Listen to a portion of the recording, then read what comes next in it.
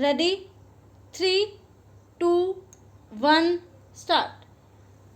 The High Court, in its impugned order dated 5/8/2008, examined the contentions of the parties and granted the prayers of the writ petitioner while observing and holding inter alia as under para. The petitioner now claims reimbursement of tax paid by it on actual turnover of the works contract and not on the tax paid by it on the materials procured by it, which have gone into for the purpose of execution of the works contract. Stop. The further admitted fact that OPs 6 to 18 have in fact deducted the sales tax at source from the bills raised by the petitioner from time to time in due progress of the work, and the same have in turn been deposited with the sales tax department. Stop. Now Annexure 1, which is sought to be quashed, is a clarification but not in supersession of Annexure 10 as it is projected by the state government. Stop. The said clarification cannot take away the effect of the statutory provision. Stop. The orders of assessment in Annexure 4 series indicate that after deducting the labor charges, services charge, amount of tax paid, materials used in the execution of works contract from the gross turnover of the assessment year, the balance has been put to tax by the sales tax authority. Stop.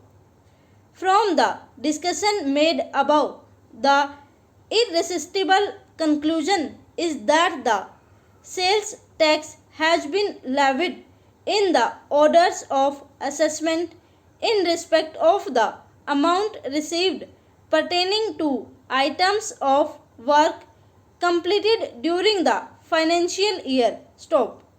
The clarification in Annexure 1, which unilaterally takes away the claim of the petitioner for reimbursement, is contrary to clause 45 of the general conditions of the contract and section 5 within bracket 2 within bracket A of the Odisha Sales Tax Act. Stop. Para. Accordingly, the clarification letter dated 7/11/2001 within bracket Annexure 1 issued by the Financial Advisor cum Additional Secretary to Government Department of Water Resources is quashed, and the OPs are directed to grant appropriate reimbursement in terms of clause 45 of the general conditions of contract as claimed by the petitioner. Stop. Assailing the order so passed by the High Court, learned senior counsel for the appellant has strenuously argued that the impugned order is contrary to the facts of the case as also the principles of law applicable and hence deserves to be set aside. Stop. The learned senior counsel for the appellant has referred to clause 29A of article 366 of the Constitution of India and the principles enunciated by this court in the cases of Builders Association of India and others versus Union of India and others 1989 within bracket 2 SCC 645 to submit that by the 46th Amendment of Constitution a fiction was created for treating the works contract as deemed sale on which sales tax would be leviable but only on the value of goods which went into the execution of any works contract. Stop.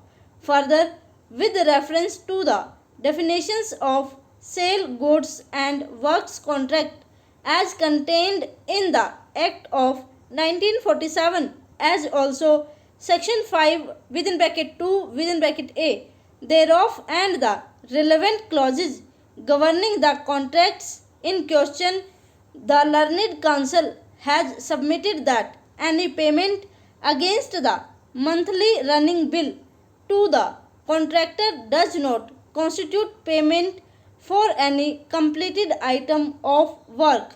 Stop. Over.